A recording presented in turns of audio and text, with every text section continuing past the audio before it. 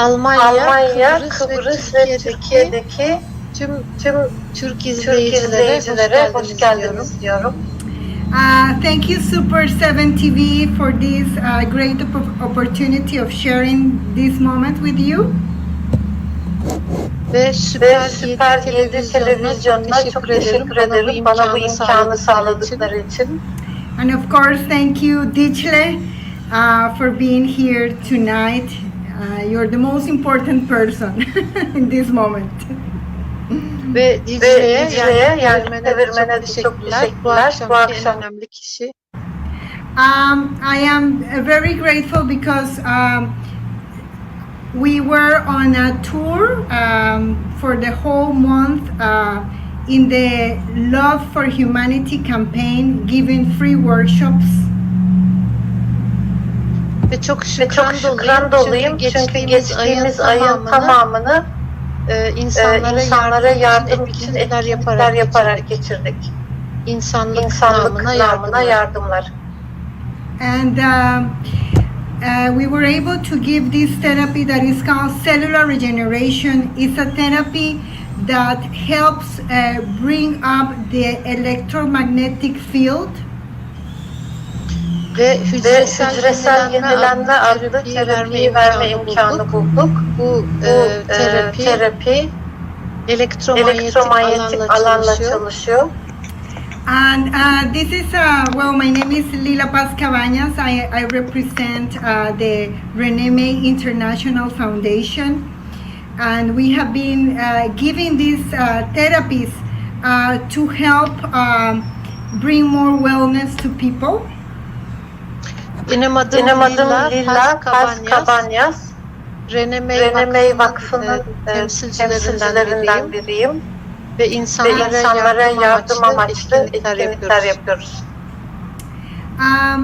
Because of the pandemic, many people have been not in connections. Many people have been fear. Many people have been very stressed and also craving for connection because we were not able to hug, we were not able to see each other, and this therapy help us do that. Ve pandemi nedeniyle pek çok kişi başka insanlarla bağlantısını kaybetti. Sosyal ilişkiler yok oldu. Ve insanlar çok büyük stres altına girdi. Ve insan ilişkilerinde de çok özler oldu. Ve bizim sunduğumuz terapiler insanlara bu konuda yardımcı oldu. So Reneme said that we are made of this vibrant energy, of these cells made of atoms.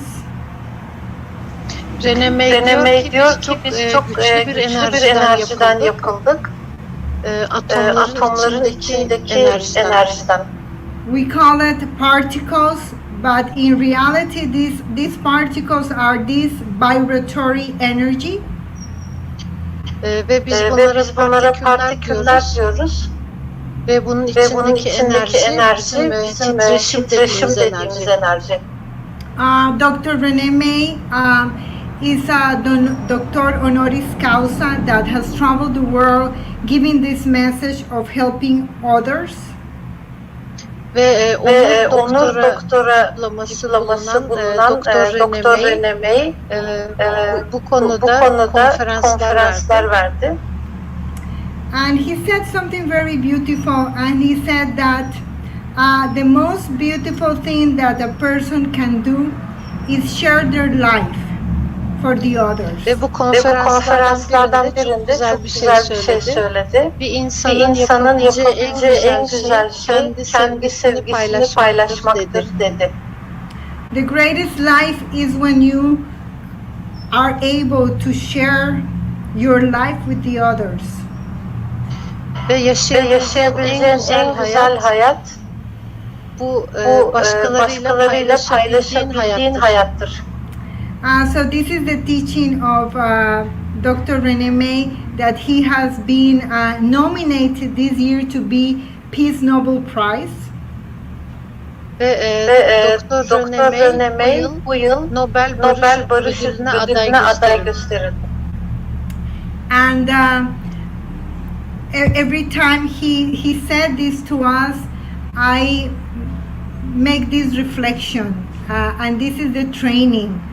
By helping others, we learn really how to help. Ve güzel sözlerini bizimle paylaştığında ben her seferinde kendi içime dönüp düşünüyorum. Başkalarına yardım etmek en güzel paylaşımdır. Because we think that we know how to help, but we don't. And we think that we know how to love, but we don't know how to love. Nasıl yardım edebileceğimizi bildiğimizi zannediyoruz ve nasıl seveceğimizi bildiğimizi zannediyoruz ama ikisini de bilmiyoruz. So he said that this medicine, the emotional medicine, Renee emotional medicine, gives this attention to the other, gives this personalized moment with the other person. In that moment, the neurons are able to receive that, and we transmit this through love.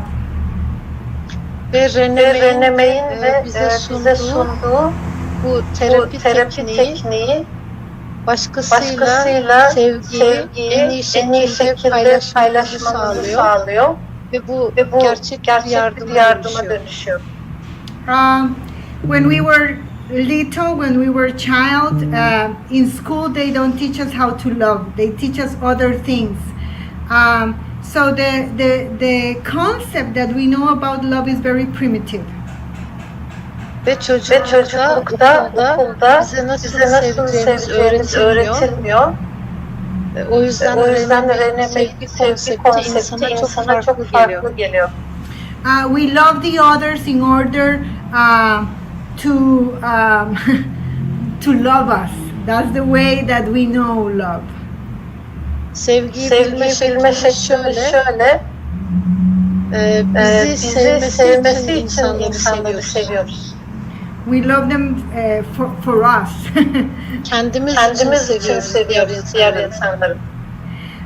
But the real love is really forgetting about you and loving the ones that we don't know, loving the one that is not easy to love also. Fakat gerçek sevgi kendini unutmaktır ve hiç tanımadığın birini sevmektir ve zor birini sevmektir. And love is the emotion that originates life. This that creates everything. Ve sevgi duygusu hayatı yaratan enerjidir. So love is this learning, and through this love we can really transmit something beautiful to the others, something that can have a sense of life. Sevgi öğrenmektir. Sevgi sayesinde başka insanlara çok güzel aktarımlarda bulunabiliriz ve hayatı yaşayabiliriz. And this beauty that we can create is something that Dr. Renee explained to us that has to be with acceptance. Ve bu güzelliği yaşarken de kabul içinde hareket etmeliyiz. So when I have acceptance for the other, I am more able to be open. Başkasını olduğu gibi kabul ettiğimde daha açık olma şansım var. And when I am open, free of my limitations, of my beliefs, of my thinking, I am more able to be more humble. Ve kendi önyargılarımdan, inançlarımdan çıktığım zaman ve kabul içinde çıkıyorum, daha açık hale geliyorum. O zaman gerçek benliğimin içinden hareket edebiliyorum. And because we are human beings, in the moment that we start to help the others, we start to bring down our humanity and raise lift up more our soul, lift up more our being, the essence of who we really are. Ve kabul içinde olduğumda, alçak gönüllü olduğum için ve o enerjinin içinde yardım ettiğim zaman kendi kimliğimi kenara bırakırım, aşağı koyarım ve ruhum yükselir. So in the path of Kabule, in the path of acceptance, accept. Bu yüzden kabule giden yolda kabul edeceğiz. Is the only way that we can really integrate the whole. What many people call God, the universe, the whole, is the only way we can really integrate it. Ancak bu yola çıktığımızda her şeyi entegre edebiliriz ve bütün olabiliriz. Tanrı dediğimiz varlığı bütünleştirebiliriz. So by this we are able to connect and make a fusion with our brain hemispheres, integrating everything, not separation. Ve bu hale geldiğimizde iki beyin yarın küremizde füzyona girer. Kutuplaşma olmaz, bütünlük olur ve gerçek yardım gerçekleşir. So this is what Dr. René May explained to us about the new intelligence. The new intelligence that has this origin in the essence of life. Ve Dr. René May'in bahsettiği bu konu yeni zeka. Ve bu yeni zeka yeni bir hayat tarzı yaratacak. And it's more easy than what we think. He said it's very simple. The way to get that yeni zeka, to get that new intelligence, to arise these neurons in our brain is through love. Ve beyin nöronlarımızın bu yeni zekayı oluşturması da sandığımızdan çok daha kolay. Sadece sevme yoluyla oluyor. Bu kadar basit. We have been giving this therapy to remember the origin of life, to remember that we all have the source to awaken this energy of love, and that we all have this essence of love. Ve bu hücresel yenilenme adlı terapiyi kaynağımızı tekrar hatırlamak için insanlara sunuyoruz. Hepimiz kaynağız. Ve bu yeni zekaya ulaşabiliriz uyanan kaynak sayesinde. But we need to train these neurons, and like going to the gym, we need to train. That's why he gives us two ways: one, doing the therapy, and the other, doing good actions. Fakat beyin nöronlarımızı eğitmemiz gerekiyor ve spor salonuna gider gibi düzenli egzersiz yapmamız gerekiyor. Bu iki yöntemli oluyor. İyilik yapmak ve bu terapiyi mümkün olduğunca çok sayıda yapmak ve hep devam etmek. So if you're willing to, if you want to help, if you want to do something for the others, this is a foundation that is made to help. Evet, ve başkalarına yardım etmek istiyorsanız doğru yerdesiniz. Çünkü bu vakfın amacı başkalarına yardım etmek. And we help you have this like a lifestyle by doing the help part of your life. In that way, compassion will increase in you. Ve bizler vakıf olarak size yardım edeceğiz. Bu terapiyi kendi hayatınıza alabilmeniz için, günlük hayatınızın parçası yapmanız için ve her zaman insanlara yardım etmeniz için bu şekilde hep sevgi yolunda yaşayacaksınız. Because Dr. Renee May says that the highest level of love is not expecting. Rene May Rene hep diyor ki sevginin en yüksek şekli beklentisiz olmaktır. So we are in more than 58 countries. Yesterday they opened a new country, Norway, spreading this message to help. Ve biz bu yardım sunan sevgi mesajını 58 ülkeye yayıyoruz. 58 ülkede aktifiz. Dün yeni bir yardım merkezimiz açıldı Norveç'te.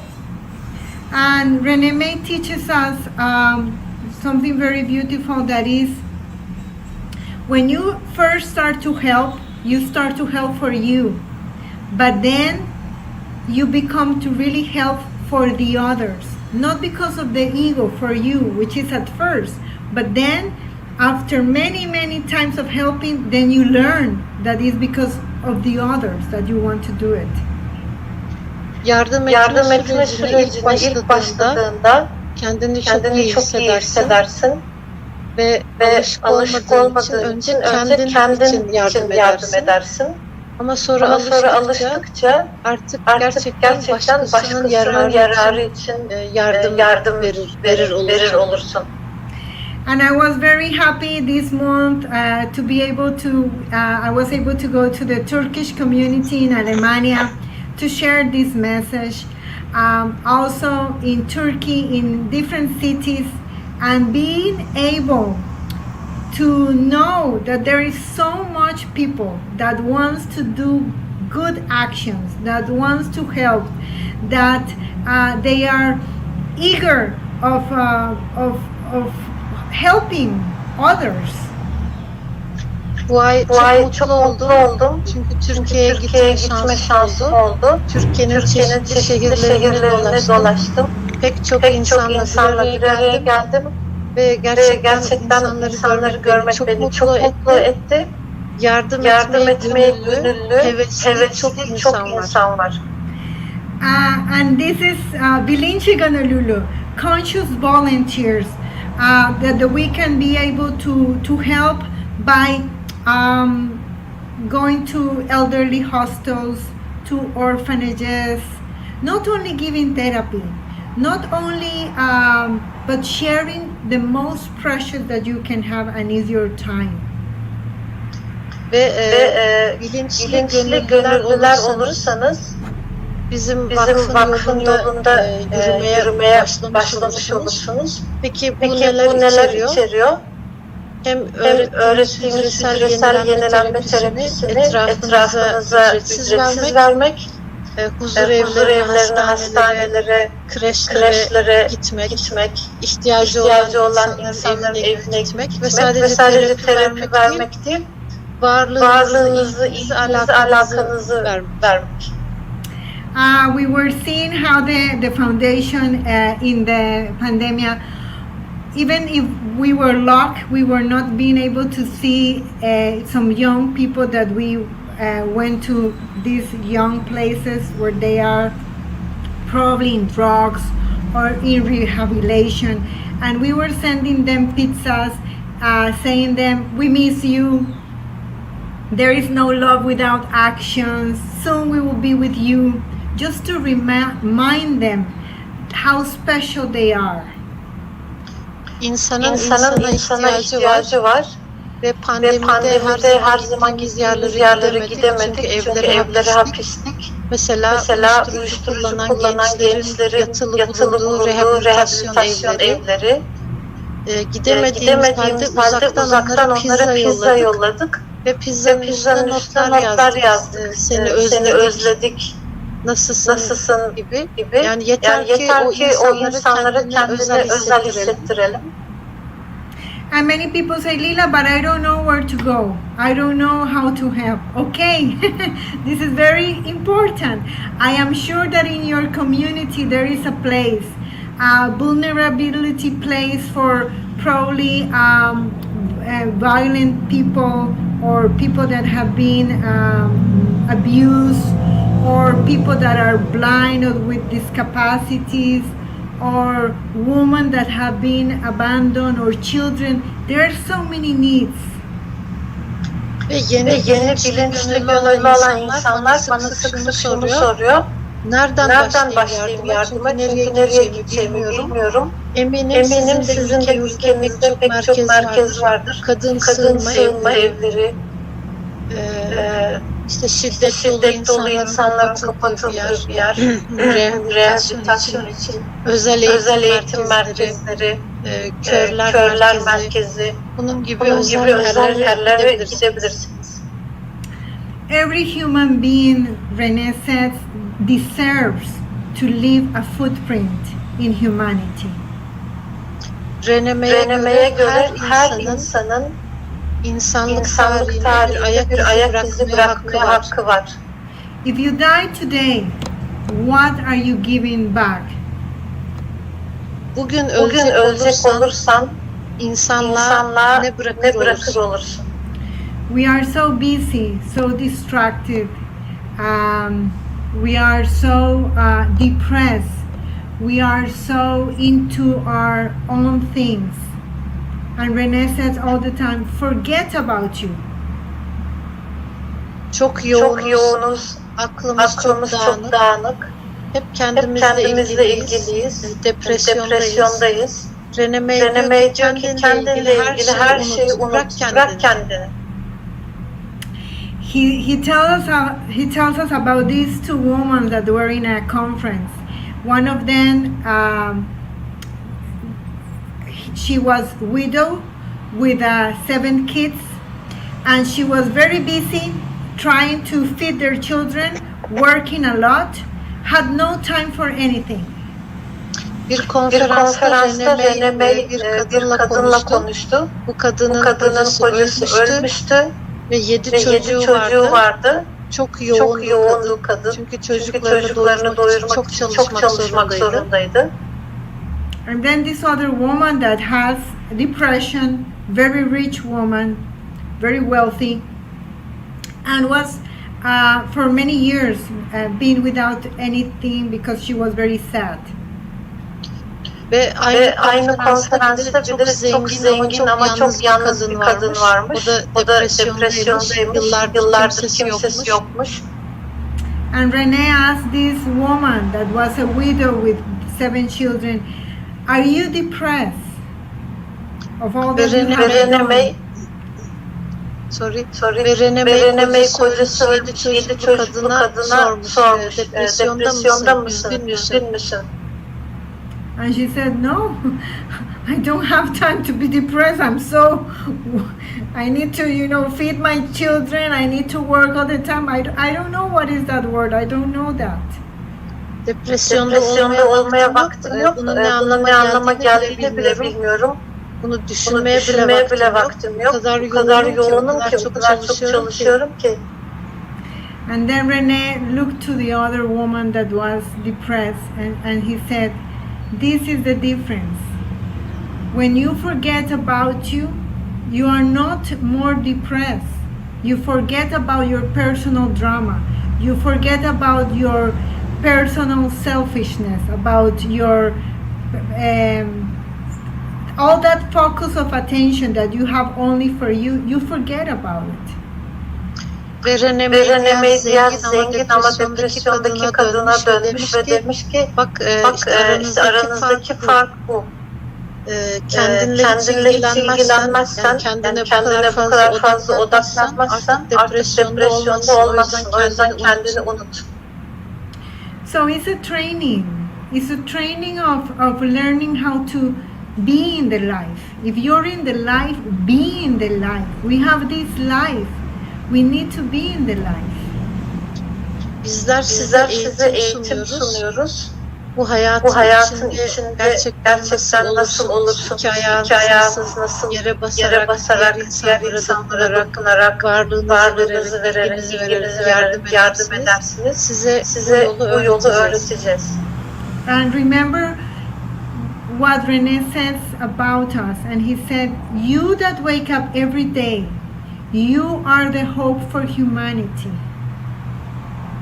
Sen eğer her gün uyanıyorsan Her gün tüm insanlık için bir umut kaynağısın.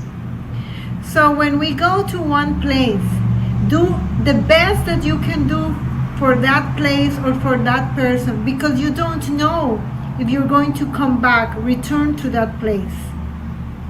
Bir mekana, bir yere gittiğinde oradaki insanlar için elinden gelenin en iyisini yap. Çünkü o insanları tekrar görecek misin bilmiyorsun. In that way you're really honoring the life in you. Ve elinden gelenin en iyisini yaptığında senin içindeki hayat kaynağını gerçekten onurlandırmış olursun. Learn to live life as an experience. Ve hayatı bir deneyim olarak yaşamayı öğren. Integrating everything, accepting all that you have. Her şeyi kapsayarak, her şeyi kabul ederek, sahip olmadığın her şeyi kabul ederek. And if you really, and I'm telling you this from the bottom of my heart, and because of thousands of volunteers that I have seen all over the world, when you start to change your life for the others, is the best you can do. Ve bunu kalbimin ta derinden gelerek söylüyorum. Deneyime dayanarak söylüyorum. Binlerce bilinçli de aynı şeyi gördüm ve kendimde de başkalarına iyilik yaparak yaşamaya başladığında her şey değişiyor ve çok iyi yönde değişiyor. René May said, consciousness is very personal. You cannot teach consciousness to a person. That is something that the person needs to start to awaken in them through the good actions, through the essence that they are. Ve René May hep der ki farkındalık çok kişiye özel bir şey. Hiç kimseye dışarıdan farkındalık öğretilemez. Her kişi kendisi için o farkındalığı kendisi uyandırmak zorunda. Ve bu da en iyi şekilde iyi eylemlerde bulunarak gerçekleşiyor. So we talk a lot, and I hear this a lot, that we talk a lot about consciousness. Are we really conscious? Is it possible that I can love more a tree, I can love more a pet than a human being? Ve farkındalık kavramını her yerde duyuyoruz, çok kullanıyoruz ama gerçekten anlamını biliyor muyuz? Bir hayvanı, bir ağacı, bir insanı sevdiğimizden daha çok sevebilir miyiz? Yes, it's easy because they don't create opposition, and humans create opposition. It's very hard to love humans. Evet, çok kolay. Ağaçları ve hayvanları sevmek çok kolay. Çünkü muhalif olmuyorlar. Ama insanlar çok muhalif oluyor. Humans do not accept, humans judge, humans criticize, humans make opposition all the time. It's not easy, I know. İnsanlar karşı çıkıyor, direniyor, yargılıyor. Hiç kolay değil biliyorum. But every time that you start to learn how to share, then you start to accept you. And by accepting you, you also start to accept the others.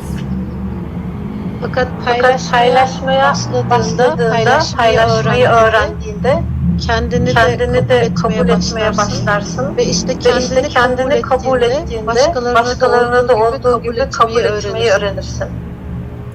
We went to Istanbul, we went to Ankara, we went to Keshen, we went to the islands, we went to Cyprus also. İstanbul'a, İzmir'e, Keşan'a, Kıbrıs'a ve bir adaya, Marmara Adası, Gökçeada'ya da gittik. And everywhere we look around, there is so much need, Turkey. There is so much need just around, in front of us, on the back, on the side. We just have to open our eyes to see the needs of the person that are next to us in the metro, in the tramway, in the in the railway, in the ferry, everywhere.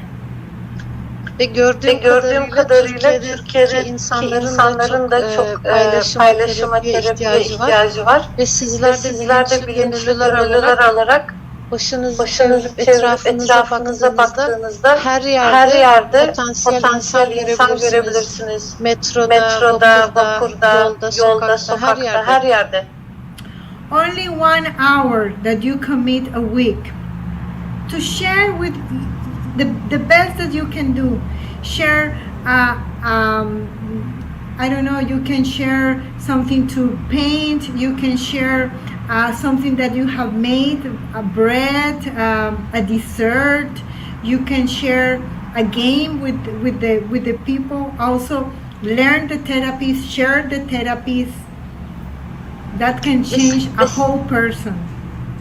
Ve sizden sadece şunu bekliyoruz. Haftada sadece bir saatinizi ayırın. Bu bir saatin içinde yapabileceğinizin en iyisini yapın. Elinizden ne geliyorsa. Kek yapmak mı, börek yapmak mı, böreği insanlarla paylaşmak mı, gidip bulaşık yıkamak mı, gülümsemek mi, bir Türk kahvesi yapmak mı ve ayrıca terapileri de yapabilirsiniz o bir saatte. Böylece bu iyi eylemlerle bu farkındalık sürecine, yeni zekaya giden yola girmiş olursunuz. And I will tell you the name of our Facebook page so you can find us. And it's called Türkiye Gönüllüler. I don't know how to pronounce Türkiye Gönüllüleri Reneme.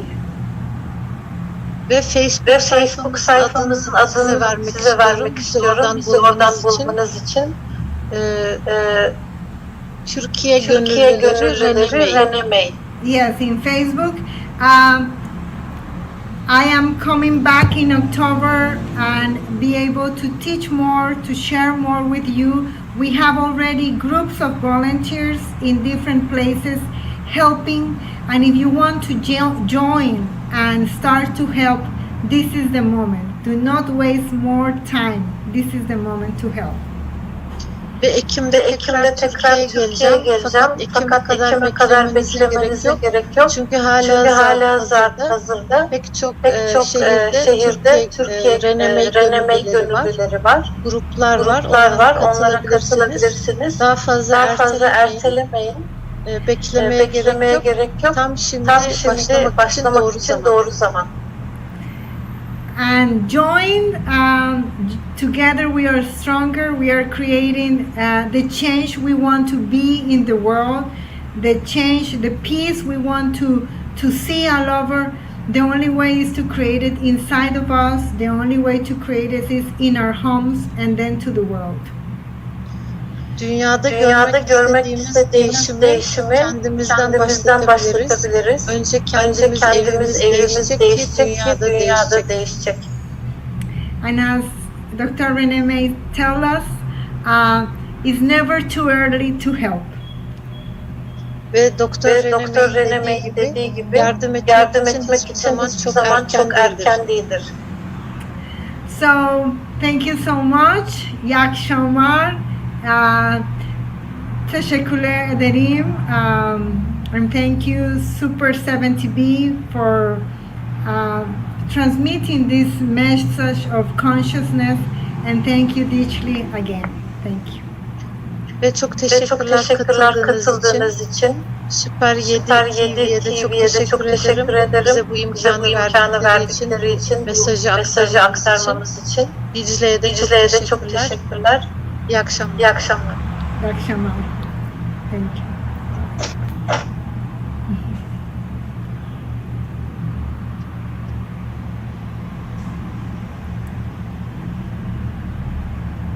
I guess we just press leave.